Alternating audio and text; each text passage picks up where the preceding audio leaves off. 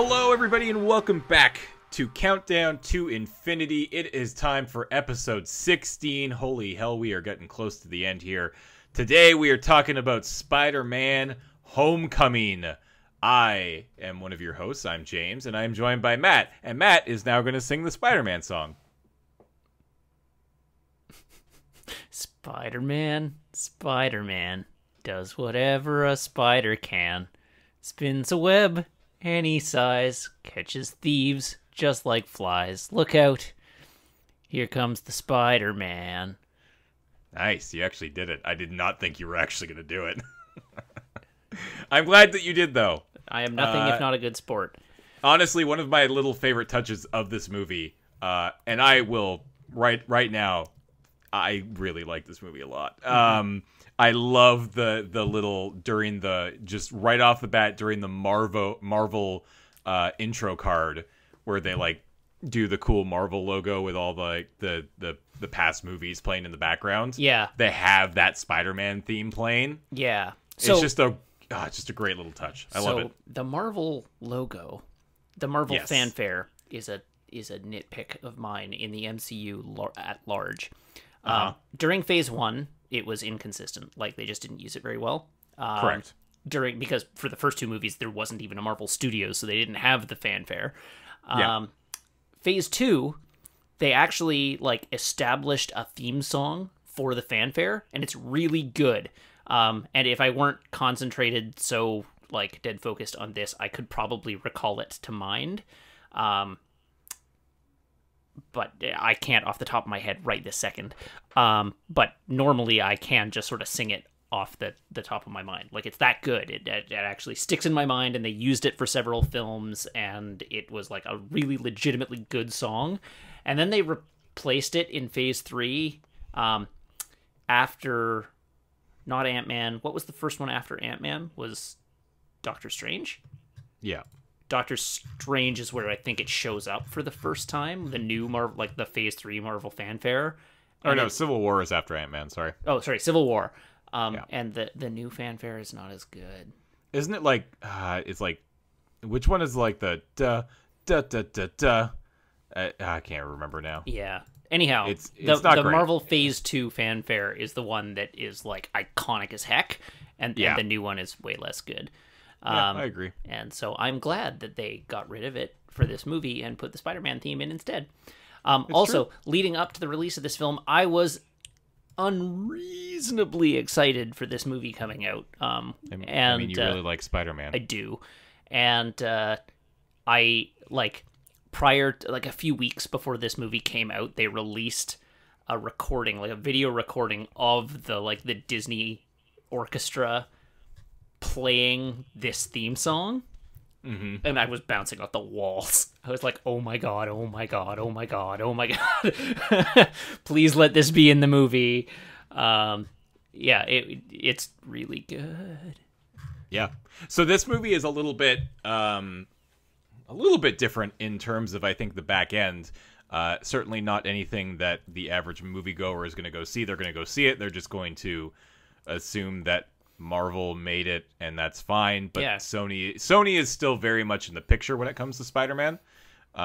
They are the distributor of this film. Yes. It is not Disney or Marvel or whatever the heck studio it is that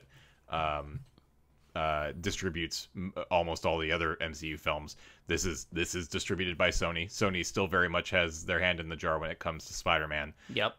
And they still entirely have their hand in the jar when it comes to like extended universe Spider-Man. Yes, all the Spider-Man related characters are Sony's still IP. Yeah, so and that's evident by the fact that we are getting a Venom movie. Which later this really year, bad. Which looks terrible. Which if you didn't, it's a movie. The trailer for that movie is so bad that if they didn't at the end actually type out Venom, nobody would have a freaking idea what that movie was. Yeah, like Venom's not in the trailer. Yeah, Venom isn't even in the trailer. It's a terrible trailer. It looks like a terrible movie. It's ill-conceived at the best of times, because how Like- do you do a Venom origin story without Spider-Man? Spider-Man, yeah, and I don't know. Like, I really truly hope that Sony was just too far gone in production to scrap this thing, because their goal was to make this whole extended universe of Spider-Man, but not actually Spider-Man movies. Yeah, well, Silver and Black is still in the pipe. Ugh, Although okay. it was reported this week that it may have been put on ice, which is good. For anybody who doesn't know what that project is, Silver and Black is a like female-led, like the villains of Spider-Man universe that they're trying to put together at Sony.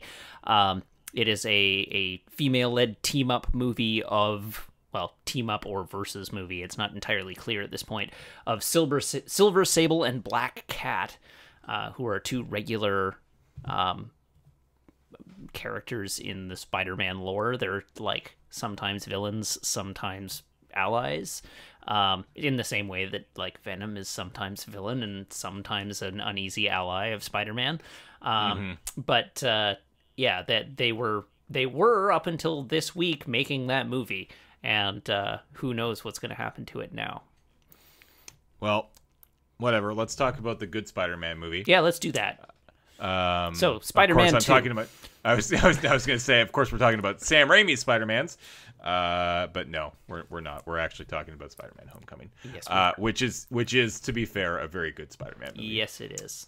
This one came out. Hey, this one came out last year too. What a weird coincidence. We just did a podcast about a movie that came out last year. Oh, you don't say. Huh, interesting. This one came out in July of last year. This was the summer MCU film. This bad boy was directed by John Watts, who really didn't have a whole lot under his belt, like, at all, when it came to movies. Like, I'm looking at his director page right now, and the first one doesn't even have a Wikipedia page. The second movie is called Clown, which cost $1.5 million to make. Okay. And then he made a movie called Cop Car, starring Kevin Bacon, which cost $5 million to make and made a whopping. Who did that star? And what? Kevin Well, Bacon? he made a movie called, quote, Cop Car starring Kevin Bacon. Who was in it? Well, Kevin Bacon. Oh, I see. And some other people.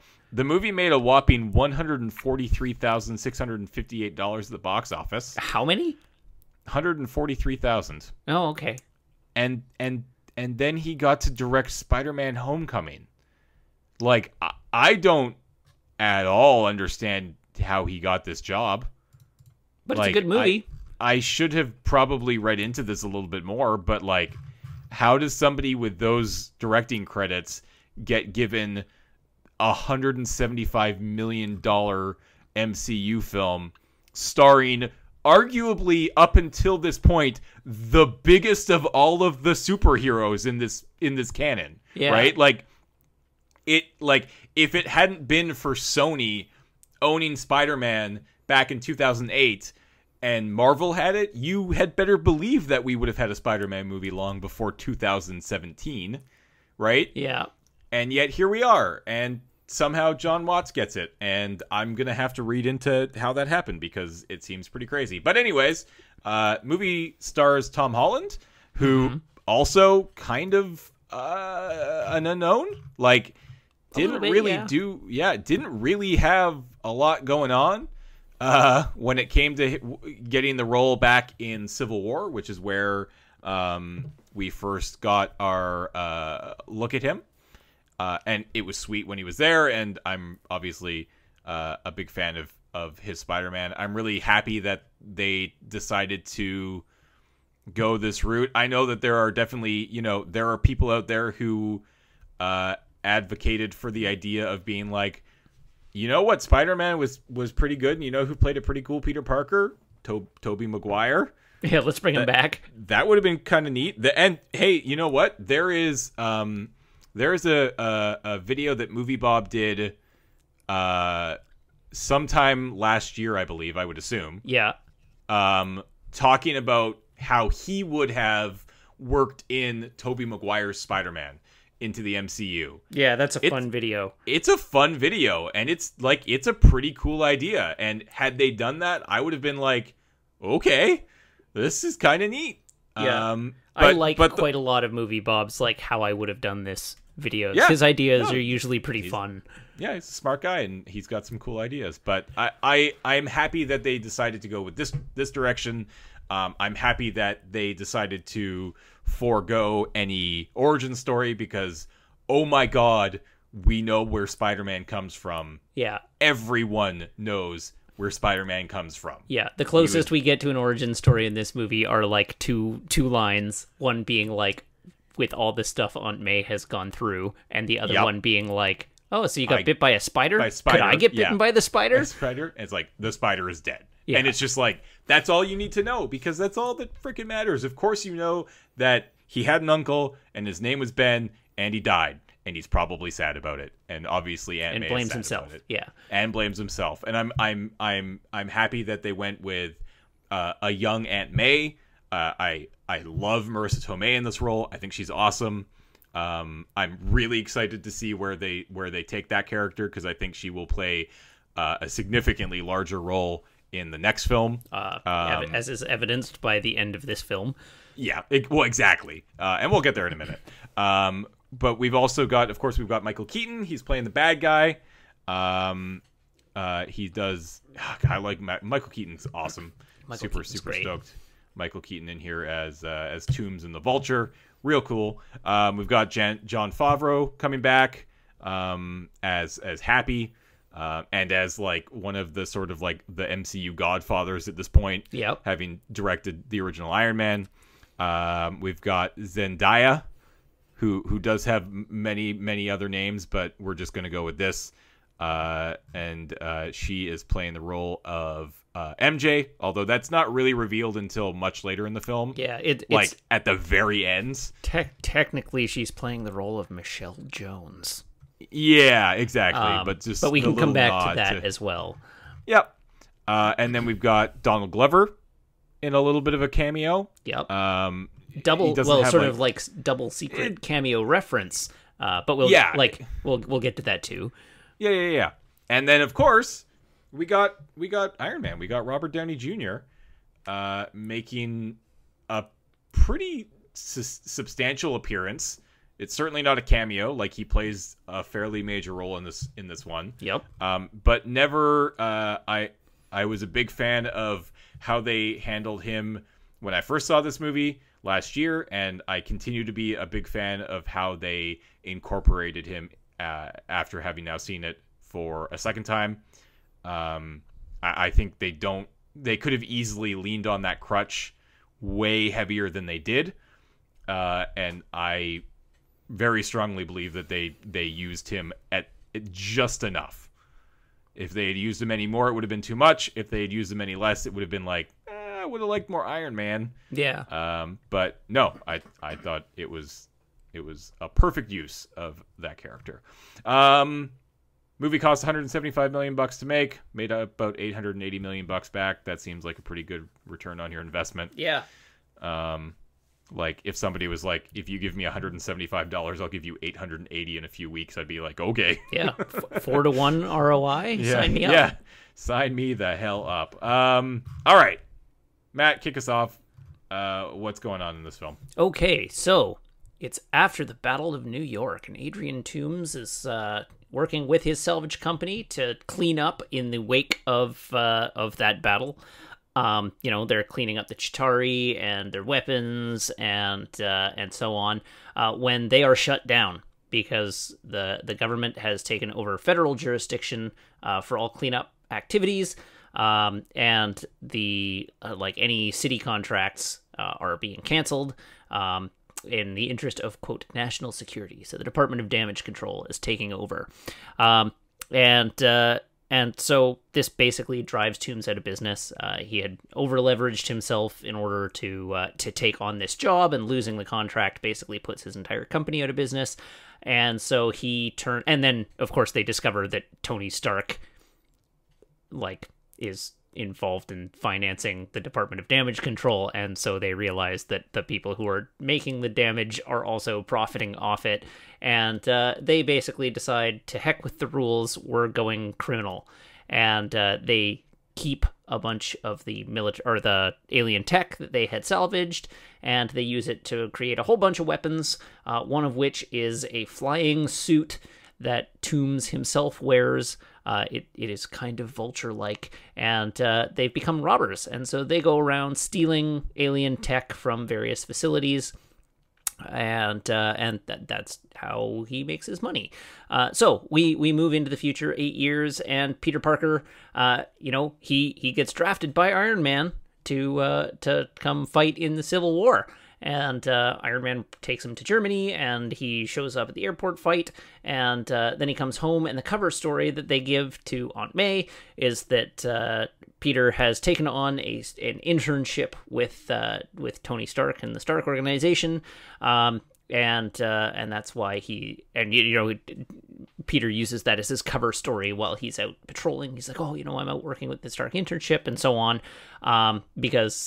but ultimately Tony tells him that he's not ready to be a full Avenger yet, and that he should just stick to, laying low, but that he can keep the suit that Tony made for him, because, he thinks it'll help him out.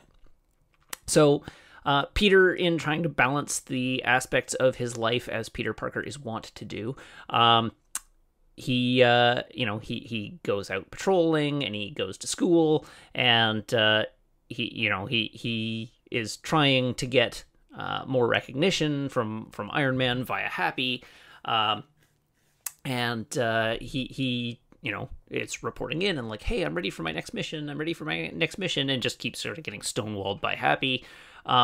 So he lets his ambitions sort of take him into battles that he's maybe not ready for. He tries to stop a bank robbery with some folks that are using alien tech, and ends up being involved in an accident as a result of that fight that essentially blows up his favorite local bodega, and there's collateral damage involved and so on, and he's basically sort of like trying to balance responsibility and life and so on. He ultimately decides to quit his academic decathlon team so that he can have more time to stay in New York City, because he's concerned that at any moment Tony could call him and give him a mission, and he doesn't want to have to travel out of town.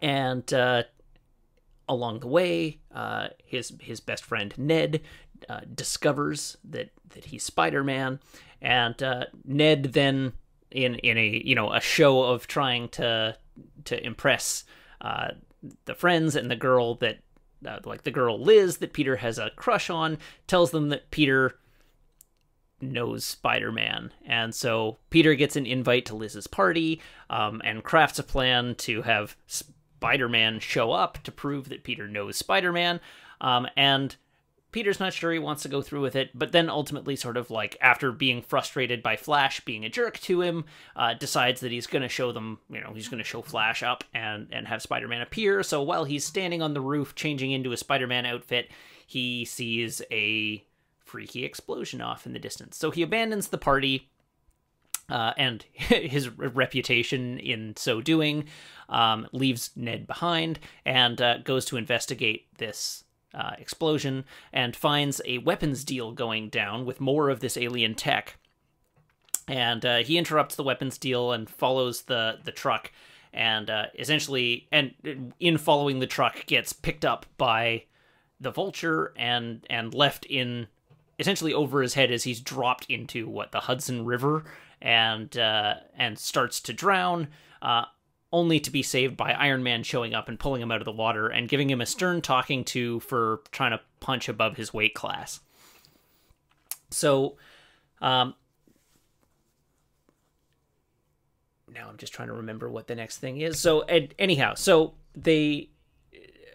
Peter and Ned discover a little purple glowy gem that was left behind by one of the bad guys, and Peter does manage to put a tracker on one of the bad guys, and so, he and Ned unlock some of the abilities of Peter's suit and use the tracker to figure out that the weapons guys have traveled to Maryland. So in order to get to Maryland from New York, Peter rejoins the decathlon team and goes with them on the field trip to Washington, D.C. He then blows off the decathlon team to go pursue these weapon dealers, and breaks up another heist of the Vulture trying to steal weapons tech from a truck convoy, like a shield or a damage control convoy. And in the process, he again kind of fumbles the ball. Toombs manages to lock him inside the truck and get away, but he does manage to thwart the robbery, and the Vulture doesn't get anything out of the heist. This results in Peter being locked in Damage Control's warehouse, and he manages to break out, but not before the decathlon starts, as he's sort of making his way back to DC. But he takes some time to learn the various ins and outs of the abilities of his suit that he's unlocked. He gets back to DC after the decathlon, but just in time for all of his friends to be visiting the Washington Monument. The little purple gem thing that Ned had on his person goes through an X-ray at the security checkpoint at the Washington Monument. That causes it to to go critical and explode, causing the elevator in the Washington Monument to break and put all of them in danger. So Spider-Man shows up to the Washington Monument and saves the day, rescuing them all, and then Peter heads back home with the decathlon team, sort of sulking and hanging his head because he's let everybody down by not being there for the decathlon, but they don't seem overly worried about it because they won. So that happens. Peter then continues to trace this illegal weapons ring to the Staten Island ferry, and he goes to break up the weapons deal that's happening on the Staten Island ferry, only to have his attempt to break up the weapons deal thwarted by the FBI also showing up to try and break up the weapons deal. This results in a whole bunch of things going wrong for basically everyone involved. The Vulture shows up, the FBI are scattered, the weapons deal goes south, one of the weapons goes critical and cuts the Staten Island ferry in half. Peter does his best to try and stop the Staten Island ferry from sinking, but doesn't quite manage to get there, and the ferry begins to sink, only for Iron Man to show up, put the boat back together, and then give Peter another stern talking to for trying to punch outside his weight class. At this point, Pete is like, well, if you had just listened to me about the fact that this is going on, I wouldn't have been there in the first place. And Tony says, who do you think called the FBI? This is too big for you, but there are people whose job this is. Let them do their jobs. And then takes the suit away from Peter, saying, listen, you clearly are not responsible enough to, be doing this right now, so don't. And Pete says, well, I'm nothing without the suit. And Tony says, well, if you're nothing without the suit, then you don't deserve to have it. And he takes it away. But so Pete then, he goes home. He asks Liz out to the homecoming dance. He goes to pick Liz up to take her to the homecoming dance, and lo and behold, her dad is revealed to be Adrian Toombs. What? And one of the best scenes in the whole movie, in my opinion. So he drives them to homecoming, and as the conversation unfolds, learns things about the events that Peter has been involved in, like going to Washington and then disappearing and blowing off the decathlon, and showing up at the party for 10 seconds and then disappearing, and so on and so forth. And he puts two and two together and realizes that Peter is Spider-Man. So he sends... I do love. I just want to just interject here. I do love. I don't want to spend too much time about talking this. I just love how not stupid Toombs is. Yeah. When it comes to that, just his ability to put that together like that quickly was just like, oh, that's refreshing. Yeah. Like that's cool, and it just makes him so much scarier too. Yeah. Anyways, continue. Yep. So he sends Liz into the dance and is like, I'm going to give Peter the dad talk, and then pulls out his gun and turns around and basically puts the fear of God in Peter, saying like, listen, you're in over your head. If you get in my way again, I will kill you and everyone you care about. So go in there, have fun, and stay out of my way, basically. I just saved your life, so what do you say? And Peter says thank you, and then leaves. Pete then goes into the homecoming dance, tells Liz he can't stay, and runs. Finds his Spider-Man outfit, leaves, gets into a fight with one of Vulture's henchmen, the Shocker, but manages to get through the fight with Ned's help, and then heads off to thwart the final heist that the Vulture has embarked on, which he has come to realize is raiding the Avengers Tower moving jet, because it happens that at the same time as, like, on the same night as the homecoming dance, the Avengers are moving from, like, all of the last of their stuff from Avengers Tower to the new Avengers facility in upstate New York, and Toombs is going to raid that plane, so he intervenes. He thwarts the robbery. The plane crashes. Toombs gets in... Or no, sorry. I'm missing the bit where he goes... Like, he chases him down at the warehouse and is like, all right, this is it. It's over. I'm going to stop you. And Toombs drops the entire roof of the warehouse on top of Peter and then goes to rob the plane, which leads Peter to have a crisis moment where he realizes how serious what he's doing actually is and how much his life actually is in danger. But he musters his confidence and his courage, lifts the building off of himself, and goes to face down Toombs and stop the plane from being robbed. He stops Toombs, the plane crashes, and he then fights Toombs a bit more, finally stops him when the power reactor in Toombs's Vulture suit goes critical, but then drags Toombs out of the wreckage and ties him up, but saves his life and leaves him there for Happy and or Iron Man to find later. Happy shows up, finds him. Toombs goes to jail. All of the Avengers stuff makes its way to upstate New York, and then Happy meets Peter at school in the bathroom in a very awkward, funny scene, and invites him up to upstate New York, where Peter meets with Tony. Tony says, all right, cool, you've proved yourself. We think you're ready to join the Avengers. Here's this sweet Iron Spider suit. I've made some improvements. And so, yeah, you just want to put that on and then go through those doors. We got like 50 reporters in there ready for an announcement. Peter says, actually, no, I think I want to just do the, be your friendly neighborhood Spider-Man for now, and turns him down and leaves, and then is like, wait, was this a test? Tony says yes.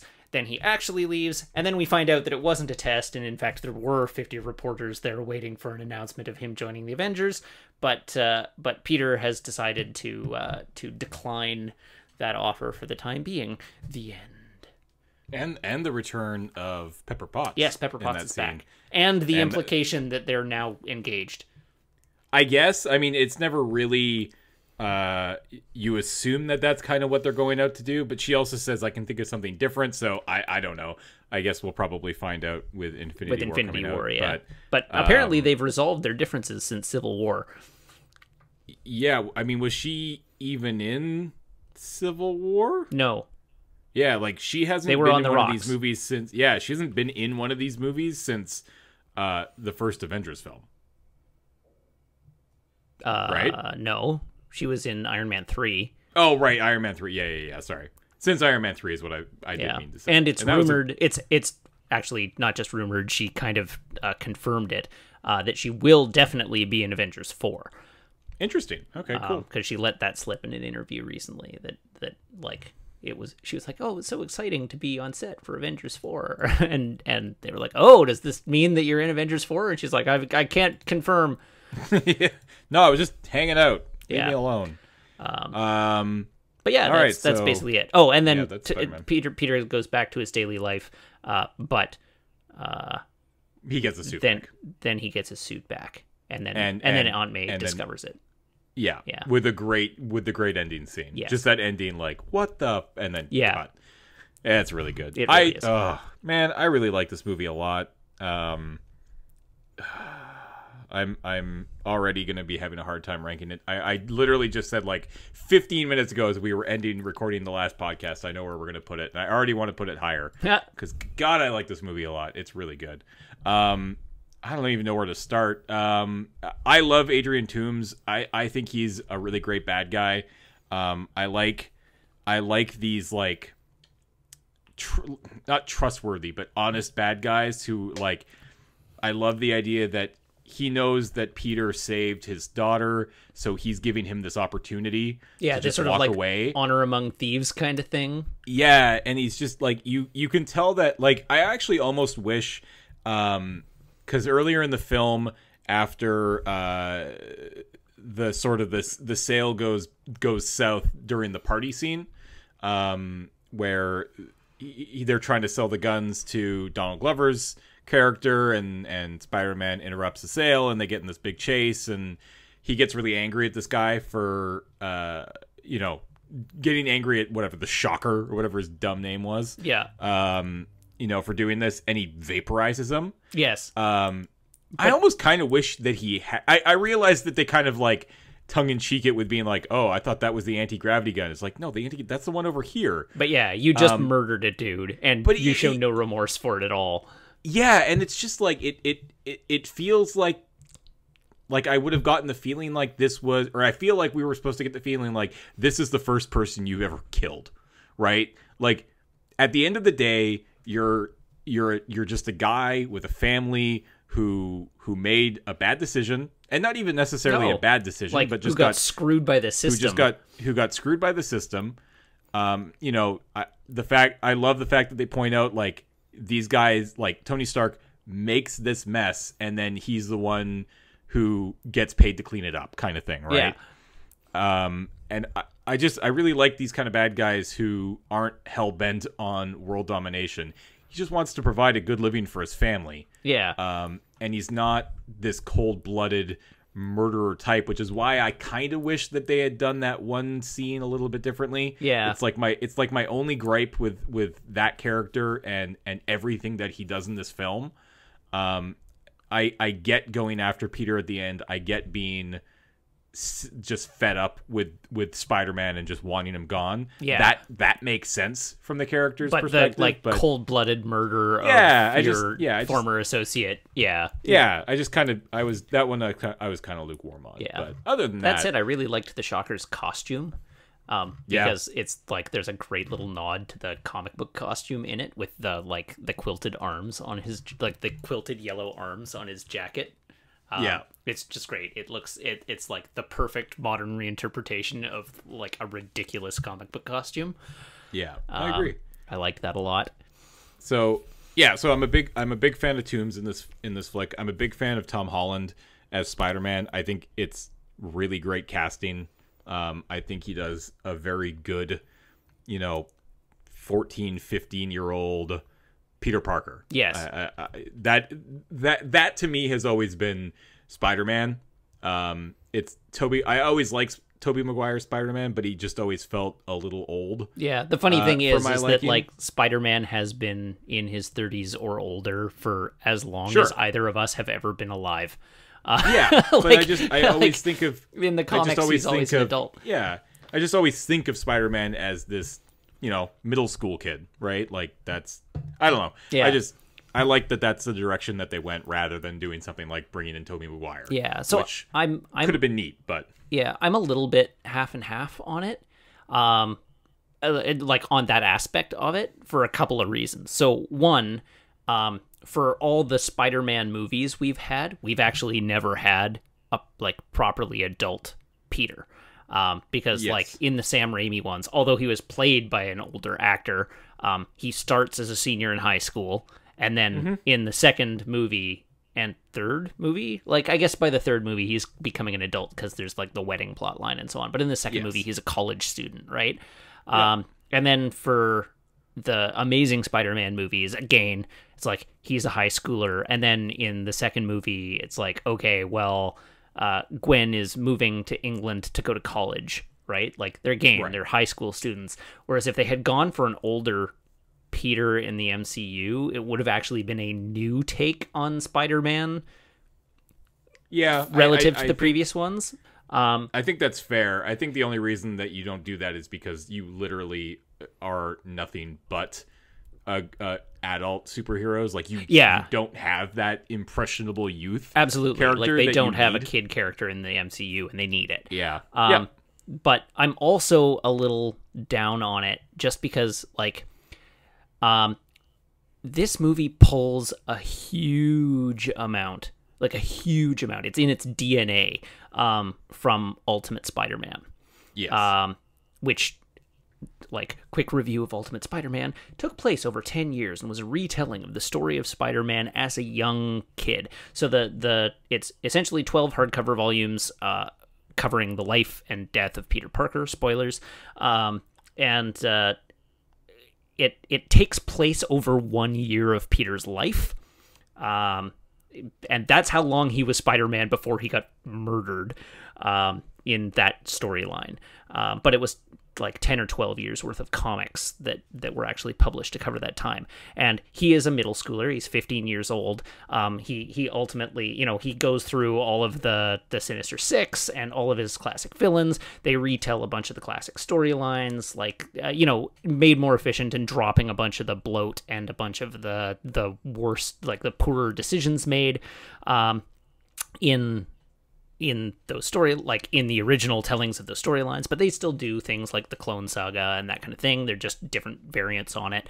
And then ultimately he, towards the end of Ultimate Spider-Man, Peter, having been like a street level hero all this time and looking up to the the Ultimates in the Ultimate Universe, basically goes to the Avengers after the events of Ultimatum, I think, and is like, listen, I'm like, I want to be more than just what I am. Can you train me? And they're like, no, you're too young. And he's like, but no, please, can you actually train me? And then like finally they get Captain America and Iron Man convinced to like, all right, we'll take you on as like an apprentice, but just stay out of the way. And Iron Man does train Peter a bit, but Captain America is basically into like, no, you're too young, you can't do this. Whereas Peter in the comics just idolizes these heroes as like the iconic heroes and the people he aspires to be. And there's at the end of his story, there's this huge fight that breaks out where like the Avengers are under attack, or the Ultimates are under attack.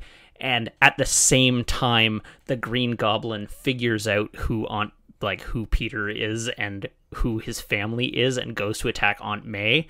And so Peter is like there with the Avengers. He realizes that Captain America is about to get shot, throws himself in front of a bullet meant for Captain America, takes the bullet, then swings across town bleeding out, fights the Green Goblin on his front lawn, ultimately like defeats and kills the Green Goblin, and then dies in Aunt May's arms.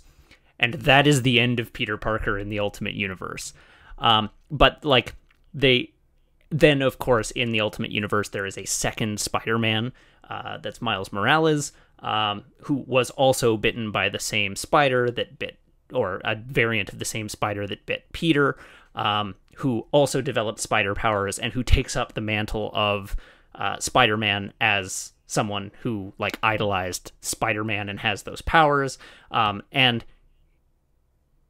the Peter of this story almost bears more resemblance. Like a lot of the story elements from this bear resemblance to some of the things that happened to Ultimate Peter Parker, but a lot of the texture and detail of this bears more resemblance to Miles.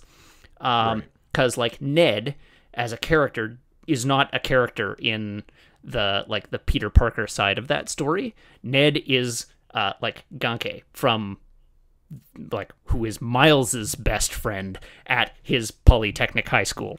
And they make reference in this movie to Miles because Donald Glover's character is Aaron Davis, and he makes reference to having a nephew living in the city. Aaron Davis is Miles Morales' uncle. Aaron Davis in the mainline comic universe also is Prowler, which is also sort of alluded to in that, you know, when he's looking at he's like, oh, anti-grav gauntlets, hey? And like that's the sort of reference there. But it's interesting how much they pulled from Ultimate in this one. There's even visual reference to Ultimate in this one, in that Tony's suit, the Iron Man suit in this one, is primarily silver in color with gold and red highlights. Which is actually like taking its design cues from the Ultimate Iron Man suit. But I'm taking a long walk back to my original point here, which is the amount that they've taken from the Miles Morales side of the Ultimate Spider-Man story makes me a little sad for the fact that we will probably never get Miles Morales as he was presented in the comics in these movies, because the Peter that they've given us is Miles in many ways. He's just Peter. Like they and you know, that's a little disappointing for me because I really like Miles, and if they had gone with, even if they had skipped the death of Peter Parker side of the Ultimate story, if they had gone with like an older Peter, they could have brought in a younger Miles and still had like the Spider-Man thing going on, and then as the actor playing Peter ages out or whatever, actually bring in Miles Morales as the Spider-Man of the MCU, and there'd be an easy handoff there. But they've taken so many aspects of his character and the texture of his character and applied it to Peter that now they would need to reinvent Miles Morales in order to have him be in the movies. Mm-hmm. Which is a little disappointing. I really like Miles. Yeah, that's fair. I am super excited for the fact that we are getting the Into the Spider-Verse movie at the end of the year, though. Yes. Which is an animated film, at least mostly about Miles Morales' Spider-Man. So I'm looking forward to that. And that was my rant about Ultimate Spider-Man. All right. You want to rant some more? Sure. Because I know you actually will have opinions on this. Okay. Do you like Spider-Man's suit? In this movie? Yes. Yeah. Oh. I do. Do you like the suit that he was going to get at the end? No. There it is. I knew there was a suit. I couldn't remember if it was the suit that he wears or the suit that he was going to be given. But I knew there was one that you didn't like. Yeah, no. I love the design of his both his homemade suit and the first Tony Stark suit. Yes. The first Tony Stark suit is like picture perfect to me. The little spider logo on the front, it's a callback to like classic Spider-Man costume, right? Complete with the wing flaps and the little logo, and it's just like that old classic like 60s costume made modern. Of course, you know, it has all the flashy features of what is essentially the Spider-Man suit in the comics now. Because like in at least as recently of the Spider-Man comics that I have read, post Secret War but pre Secret Empire, Peter Parker has become like the international Spider-Man in the mainline Marvel universe, where he is basically like low rent Tony Stark. He is a he's a multi-millionaire owner of an tech industrialist who owns several companies, versus Tony Stark's like multi-billionaire tech industrialist who owns all the other companies. And in, you know, with the resources available to him, Peter now has made his own suit with all this flashy tech and AI and what have you, and like reactive armor and so on. And the suit that Peter gets is like at the beginning of the movie is very similar to that suit in the comics. The suit that Iron Man tries to give him at the end is more akin to like the Iron Spider suit that Tony gives Peter in the comics Civil War arc. But I just don't like the design of it. It looks too plastic, and like even now, granted, all the CG shots in the trailers for Infinity War are like not 100% yet, but even in the trailer, it looks CG. Like I just don't like, it's too shiny and it looks CG, and I don't like it. It doesn't look like a Spider-Man suit. It looks like somebody over designed a Spider-Man suit. That's fair. Do you like the fact that his normal, like the suit that he wears for the whole movie has the AI akin to Jarvis and Friday? I could take it or leave it, but I totally get why they did it, and it also makes sense in context. So like from a filmmaking point of view, they gave it to him so that he could monologue all the time and it wouldn't sound weird. And it doesn't. It makes his conversationalism while in costume feel much more natural. And I'm totally on board with that. Having him, like, giving him somebody to riff off of that only he can hear, totally works. I didn't actually know. Do you know? I didn't actually know this until I just looked it up because I never thought about it. But do you know who voices Karen? I do, but I don't remember her name. Jennifer Connelly. Yes, that's right. Thank you. Yeah, that's super cool. Yeah, I did not know that. It's a good choice. Yeah. So, like, I like that aspect of it. I also, it makes sense. Tony puts an AI in all of his suits, so it makes total sense that he would put an AI in a suit that he gives to Spider-Man. Yeah, that's fair. Right? Like, if Peter is not making the suit himself and is getting it from Tony, then yes, the suit should have an AI in it. Do you remember where Jennifer Connelly is from? Where Jennifer Connelly is from? She has a Marvel tie. Not an MCU tie, but a Marvel tie. The first Hulk movie. Yeah, she played Betty. Yeah. She played Betty Ross in Ang Lee's Hulk movie. Which is why when I saw that, I was like, "Oh, neat! That's cool." Yeah. Old school Marvel coming back for this one. Yeah. That's super neat. But I'm okay with the AI. That's fair. It changes Peter's monologuing a little bit. Like, he's not just being a goofball, and like Pete's whole thing with the joking is that he jokes to make himself feel more confident and to like relax his anxieties about the fact that he's doing these things that should probably get him killed. And I mean, he still gets that aspect of it in talking to Karen, right? Like, when he is talking to Karen, you can tell that he's like, he's working through things, or like, talking himself. He's talking to himself as much as he is talking to her a lot of the time. But it does change that aspect of it a lot. Like, he's talking to someone rather than just talking to himself. But it's fine. It works. It's better than the previous two, who were just awkward and cringe-inducing anytime they tried to joke, because they were doing so through a costume that couldn't emote in any way. Yeah, that's fair. I briefly touched on it, the fact that I am a big fan of how they used Tony Stark and Iron Man in this film. I mean, obviously we knew that there was going to be that connection after the events of Civil War. We already knew there was a relationship there. You touched on the fact that, the movie picks up following the Battle of New York, but then they also have that I just love the way that they presented the recap of how Peter Parker and Spider-Man got involved in the fight. Yes. During the events of Civil War, with the little sort of like behind the scene vloggy thing that he was doing. Yeah.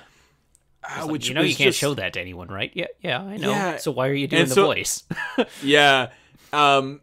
And it does there. I do have. We'll talk about them later. I have a nitpick about that, but I just love the fact that like the scene where he's like holding the camera and they're at the airport and he's like, oh man, check it out. It's like there's Iron Man and Captain America, Black Widow, and who's that new guy? I don't know who he is. And he just sets his phone in there, and then it was just he got really big. Yeah, I gotta go. It's just the presentation of that was just really well done. Yeah. And I was a big fan of that. But did you like are you in the same boat as I am when it came to the use of Iron Man and Tony Stark in this film? Was it Yes not enough, too and much, no. just perfect? So when I saw it the first time, I was actually a little disappointed. I felt like this movie leaned too hard into the MCU and didn't feel enough like a standalone movie. But I've softened on that since then. So like the first time I saw it, I was like, I wanted more Spider-Man. But watching it a second time, I think it's a better film than I gave it credit for when I watched it the first time. I think the use of Iron Man is about right. My only real quibble with it is that, okay, so now I'm going to refer back to the comics a bit and then also talk about my quibbles with it. So one thing I do like about Iron Man in this movie is that he is much more a mentor to Peter than like the comic arc that they're pulling this story element from, where he is like actually invested in wanting Peter to succeed, and he's like he tells him at one point, it's like, I don't want you to be me, I want you to be better. And like, you know, he has this plan for Peter that he's like, no, I see potential in you and I want to foster you into becoming a hero. Versus the comic arc where this took place, where when Peter dies, great comic frame, by the way, but there's a funeral for Spider-Man after Peter's death, and all of the Ultimates show up, and Aunt May goes up to Steve Rogers and just like to his face, like he's like, I'm really sorry, and she just slaps him across the face, and is like, he worshipped you, he idolized you and wanted to be you, and you all let him down by not being invested in helping him become more than he was, because he had the potential and you all squandered it. So having the characters of the MCU or having Tony in this case as the sort of surrogate for that entire plotline, be more invested and actually be interested in the development of Peter as a hero works really well, and I appreciate that they did that. But my quibble with it is actually more directed at Happy, who is just a jerk all the way through this movie. He's just an asshole. I never really thought of him as, I don't know. He's just Happy is he's so very dismissive disinterested and just disinterested is the way to go. I mean, he's clearly just he feels like he should be above what is essentially a babysitter, right? And not to mention he's been straddled with this kid, this unbelievably overeager kid. Like, you see that like text message chain, absolutely, and the fact that he gets called, like, he's just fed up, right? Like, I don't think he's an asshole. I think he's just exhausted from dealing with this kid for just even 2 months. Well, the thing is, with that text chain, it's like, he's not really dealing with him, though. He's just ignoring him, and that is part of the problem.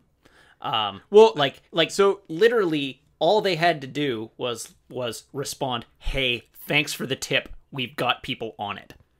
But they didn't even do that, right? They were just don't worry about it. Don't worry about it. Let it go. Yes, I agree. And that's actually a little bit of a nitpick that I'll get to when we get to the nitpick section. But it's also like, we do know that everything that Peter is sending to Happy is getting to Tony Stark. Yes. Right? Yeah, we do learn that. Yeah, so I don't know. But there just needed to be a little more give.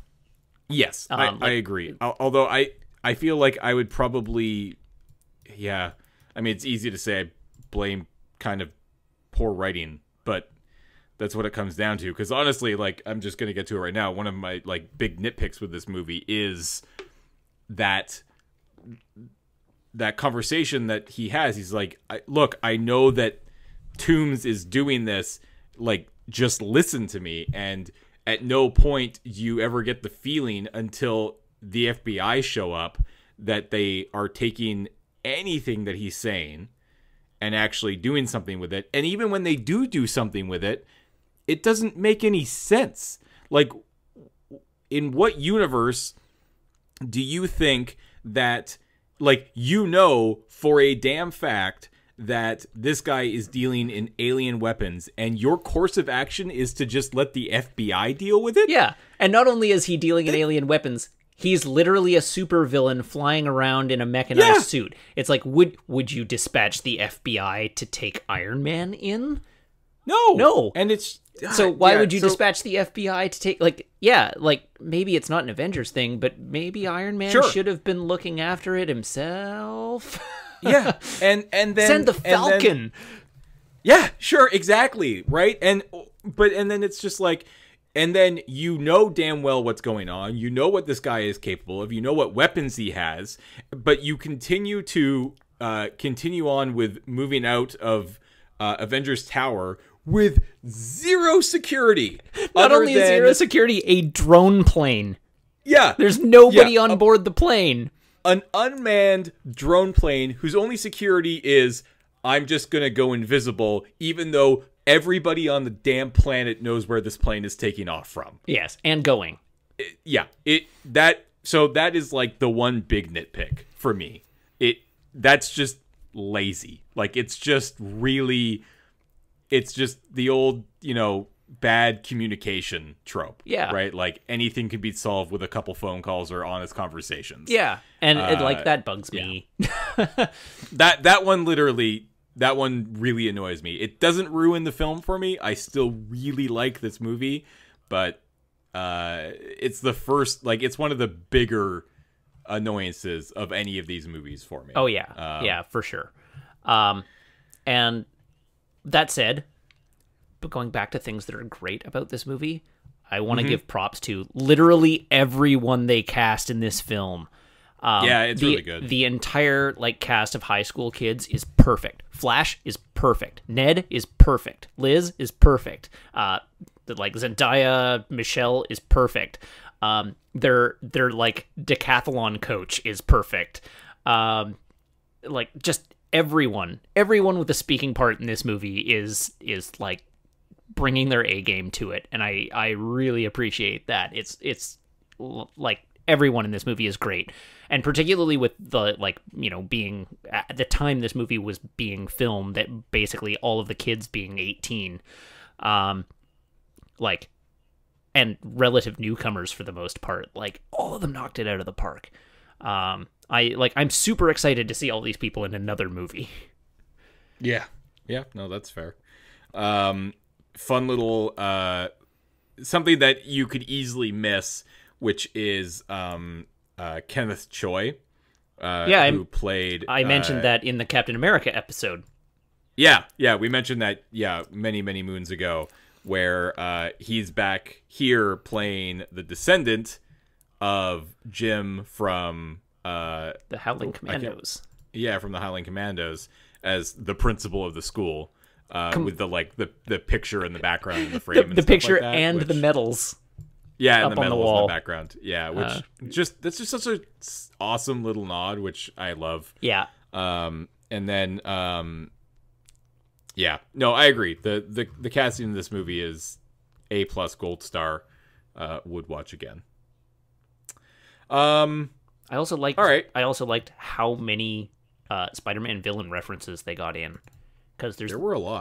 There's the Vulture, right? Yeah. But we've also got 2 Shockers over the course of the movie.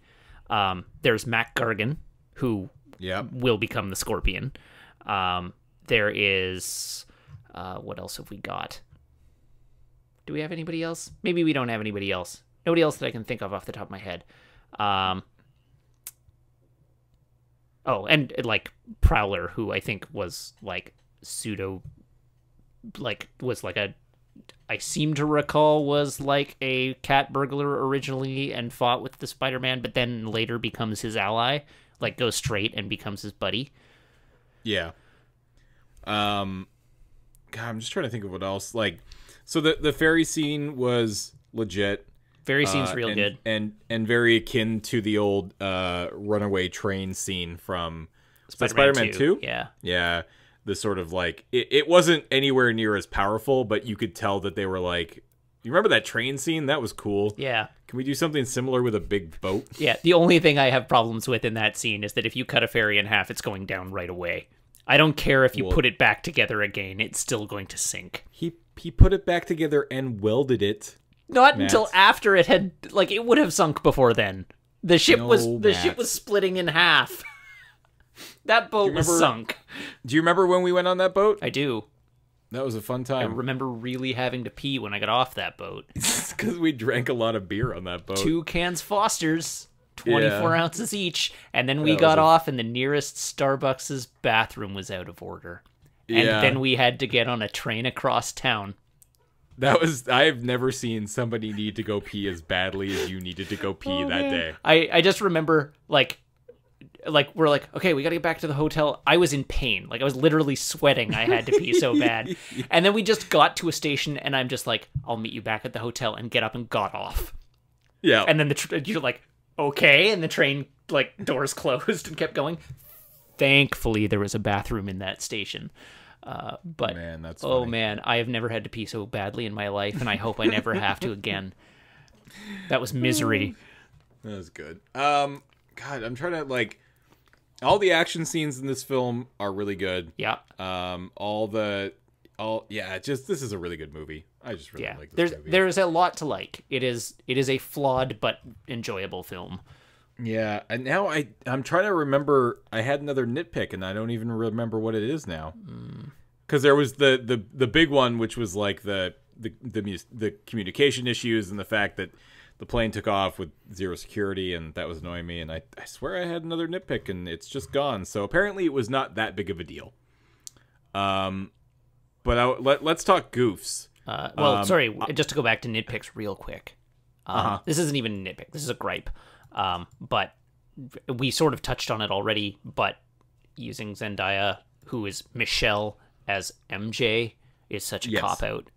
Like, it's not a cop-out, it's just a little nod. It absolutely is a cop-out. She should have just been MJ. No. It would have been would have been much, much better if she had just, like, if it's a thing only for the audience to know, like, she just doesn't have a name until the end of the movie where she is MJ, and it's like, oh, okay, the Mary Jane of this universe is Zendaya. That's a way stronger play. Trying to, like, oh, she's sort of MJ but not actually Mary Jane is just, it's bad. I don't like it. All right, well, that's fair. There's going to be an actual MJ later on, I guess, that isn't Zendaya's MJ. I mean, I don't know. I don't think so. I would be surprised. That'd be kind of awkward. Well, yeah, that's exactly right. So why not just use do it? The name? I don't know, to be different, Matt. Just to separate themselves from the pack. Oh, she's not a redhead. That's fair. You're right. The movie's garbage. Trashed. Absolutely ruined. Trashed. C-. It's worse than the Thor movie. Yep, that's right. All right. Let's do Goofs, because Goofs. There is only one goof that matters in this film for me personally. Okay. It is one of the best goofs of all time in all of the movies. I'm waiting for it. Which is when we see one of 3 Captain America cameos with the PSA videos. Yeah. And it's the first one when the gym teacher, who I believe is being played by Hannibal Buress or something like that. I can't remember what his actual name is. Hold on, now I'm looking it up. Why isn't it here? No. Yeah, there it is. Hannibal Buress. Yeah, that's right. Playing Coach Wilson. Is showing this video. Yes. And after it's over, he's like, I don't know, they just make him watch it. I'm pretty sure this guy's like a war criminal or something, but whatever. Yeah. I just love the line of, I think this guy's a war criminal or something now, but whatever. Yeah. I love that freaking line. So my favorite goof in that same bit is actually when he not points that to line. the one, Is it when he points to the one side of the TV the and he's gym standing teacher's on the standing other? on the wrong side? Yeah. That's a really good little one, too. It's more subtle.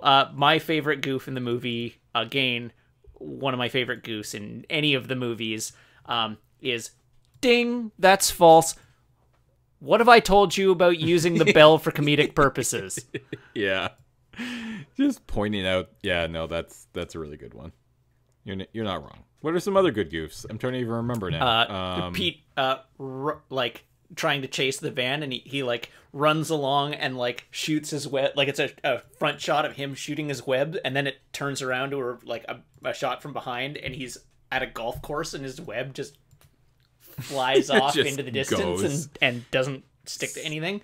And then the super wide shot of him running across the golf course going, oh, this sucks. Yeah.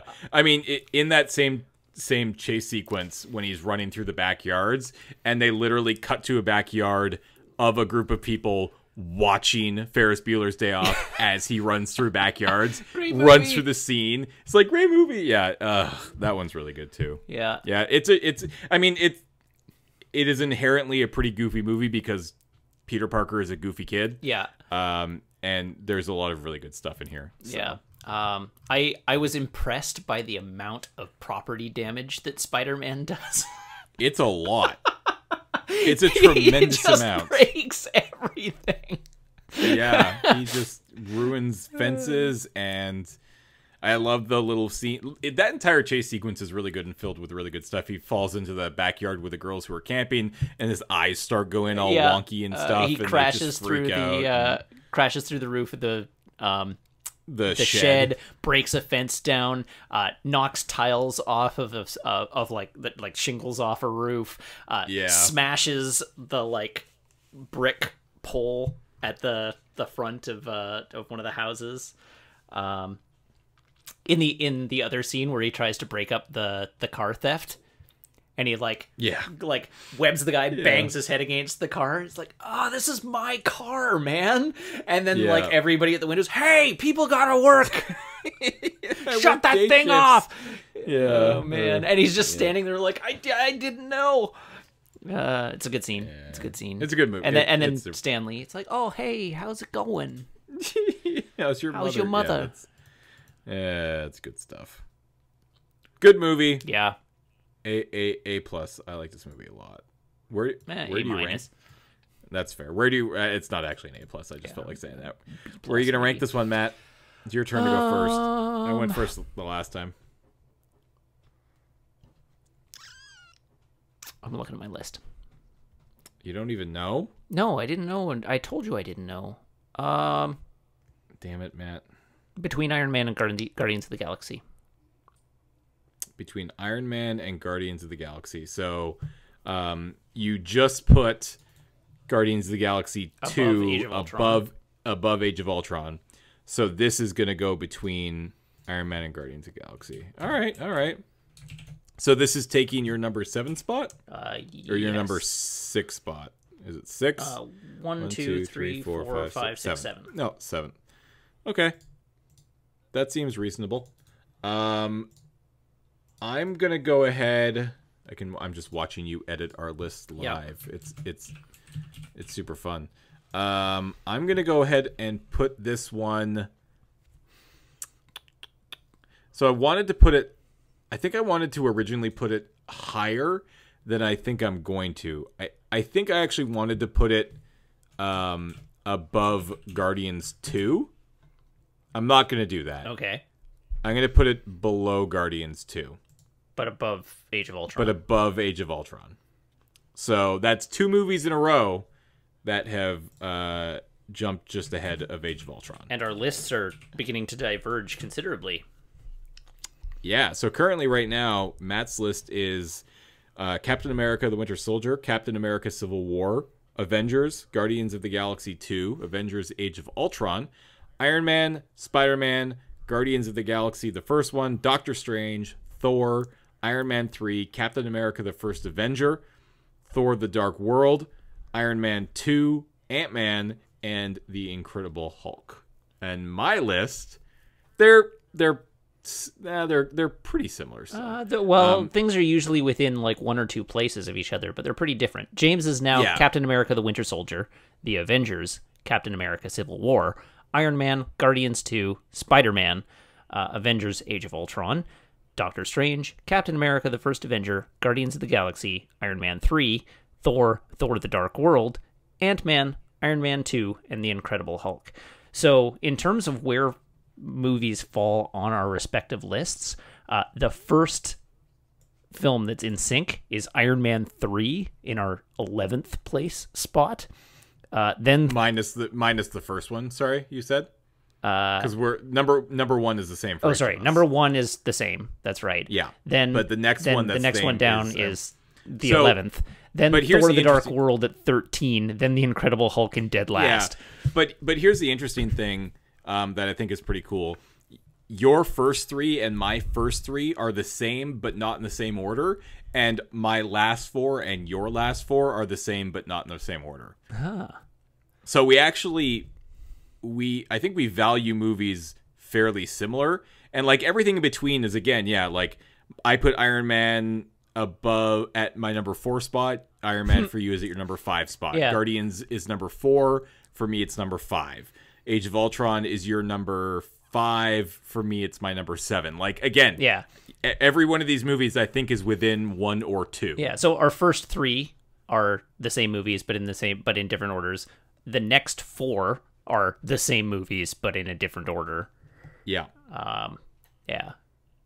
So I think we value all these movies fairly similar.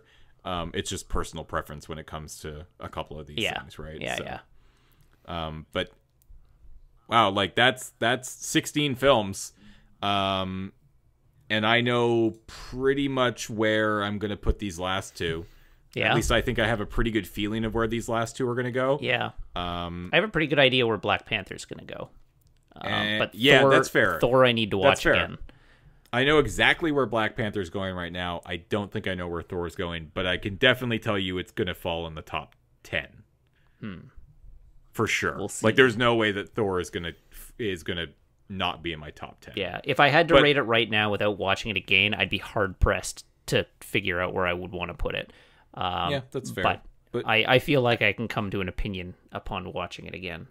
Yeah. As of right now, other than the first Guardian movie, which I want to move up one, switch it with Captain America: The First Avenger, I'm pretty happy with these lists. I think they're looking pretty good. I definitely want to... Don't do it now, obviously. But I'm very excited once you have seen Infinity War for each and every one of you to post your list down below, because I hope that you are building your list alongside with us. I assume that your lists look either similar or very different, because those are the only 2 options. But I'm excited to see them. I'm excited to see where you put movies against where I put movies, against where Matt puts movies, against where somebody else who's listening to this podcast puts their movies. I think that's going to be kind of cool. I would love to then take all of the lists, for somebody to take all the lists and sort of figure it out, like the average, like what an average list looks like. I think that'd be kind of cool.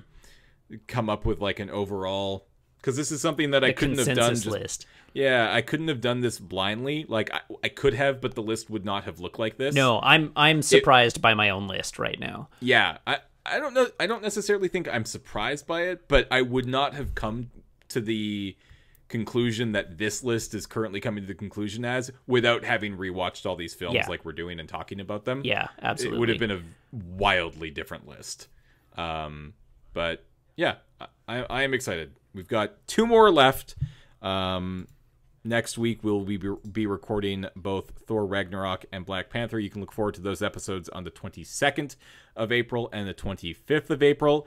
And then on the 26th, 2 weeks tomorrow, we are going to be going to see Infinity War, which is crazy. It's not like we've been doing this podcast for a tremendously long time, just since the beginning of the year, but it has been a pretty fun ride, fun journey to get here, and I'm super excited to to reach the end. But not really the end, because we're going to keep doing this thing, as we have discussed in the past. Yeah. And what we're going to call it, Infinity and Beyond, Yeah. and just get sued by Disney? Well, yeah. Yeah, okay. Just making sure. It's I just want to fine. make sure that we're on the same page It's fine. about getting sued by We'll make it Disney. a subtitle. It will be Countdown to Infinity, subtitle Infinity and Beyond. Oh, God. Well, What a terrible name for a podcast. whatever. We just, for the actual title, you just call it Countdown to Infinity episode whatever, like we have been, but just update the cover art, like the key art, so that it says Countdown to Infinity, Infinity and Beyond. Okay. That sounds like a lot of work, but I guess I could do that. That seems like not a lot of work, because it means you have to true. update the title one time, and It's that's also it. graphic work, and I don't do graphic Yeah, work. it's the work Or that you can actually give to just- Graham. It's actually just Graham's job. Yeah. So, yeah. All right. Thank you, everybody, for tuning in. As always, this was fun chatting about Spider-Man. I honestly could have talked about this movie for a lot longer, but as we've mentioned before, we actually recorded 2 episodes tonight, and it is now 10 o'clock at night, and I haven't eaten dinner, and I'm going to go do that now. Oh, yeah, you should go do that. I should go do that. Once again, yeah, thanks for everybody for tuning in. If you want to support this podcast or any of the other stuff that we do, you can go check out the Patreon at patreon.com/loadingreadyrun. It is the support that you give us there that allows us to do podcasts like this and Tap Tap Concede and North 100. It lets us do crap shots and Commodore Hustles and all that jazz, and we really appreciate it. So thank you so much. In the description below or in the show notes of the podcast, you can find links to our Twitter accounts. I'm at James_LRR. Matt is at Matt_LRR. You'll also find links to Matt's Twitch and YouTube channel. And you can find links to LoadingReadyRun.com and our Patreon if you wish to support us over there. We will be back next week, actually this Sunday, basically, if you're listening to this on the Wednesday it comes out, with Thor Ragnarok. So we hope that we will see you then. Okay, let's go now. Okay, Okay, go bye. bye.